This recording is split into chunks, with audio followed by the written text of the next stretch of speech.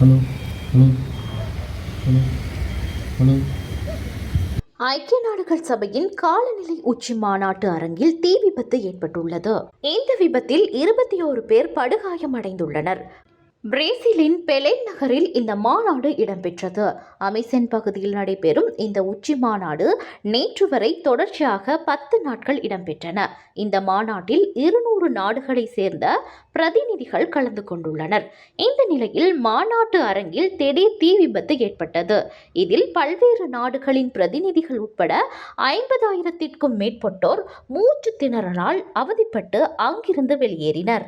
அரங்கின் blue zone என்றழைக்கப்படும் பகுதியில் தீ பற்றியதாக முதல் கட்ட தகவல் வெளியாகியது.